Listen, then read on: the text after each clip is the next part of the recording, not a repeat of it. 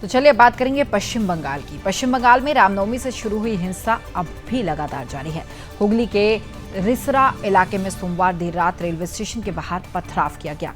जी हां, पूर्वी रेलवे के मुख्य पीआरओ कौशिक मित्रा ने बताया कि यात्रियों की सुरक्षा को ध्यान में रखते हुए रात 10 बजे से 1 बजे तक हावड़ा बैंडल रूट पर सभी लोकल, मेल और एक्सप्रेस ट्रेनों का संचालन रोक दिया गया। रिसरा स्टेशन के बाहर भारी पुलिस बल तैनात किया गया और राज्य की मुख्यमंत्री ममता बनर्जी ने सोमवार को हिंदू भाई बहनों से अपील की है कि वे रमजान के महीने में मुस्लिमों की रक्षा करें। लेकिन राज्य में उल्टा ही हो रहा है। हिंदुओं पर लगातार हमले हो रहे हैं, दंगे, आगजनी की घटनाओं को अंजाम दिया जा रहा है। तो वही ममता ने एक बार फिर से कहा है कि 6 अप्रैल के लिए अपने लोगों के लिए अलर्ट जारी करना चाहूंगी। हम बजरंगबली का सम्मान करते हैं, लेकिन भाजपा इस आयोजन की आड़ में दंगे करने की योजना बना सकती है। ममता बनर्जी के इस बयान के बाद से बीजेपी में आक्रोश है, तो वहीं सड़कों पर भी लोगों का गुस्सा साफ तौर पर अब नजर आ रहा है।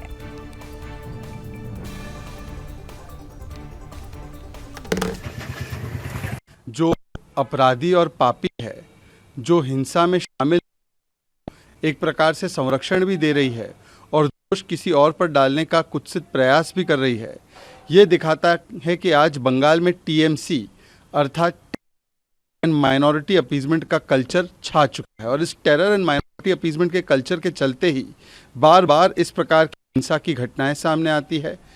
एक समुदाय विशेष को जब भी उनका धार्मिक तो कोई ऐसा धार्मिक आयोजन नहीं होता जिस पर कि इस प्रकार के हमले सुनियोजित तरीके से नहीं होते हैं और उसके बाद कठोर कार्रवाई करने के बदले हमलावरों को देने काम करती है। ये दुर्भाग्यपूर्ण बात है। क्या ममता बनर्जी आज एक प्रकार से ये मान रही है कि उनका प्रशासन और शासन और पुलिस पूर्ण तरीके से विफल रहा, असक्षम रहा? जिस प्रकार से रेलवे लाइन के पास भी हमला हुआ, वहाँ पर तो कोई जुलूस भी नहीं निकल रहा था, तो फिर यह हमला कैसे?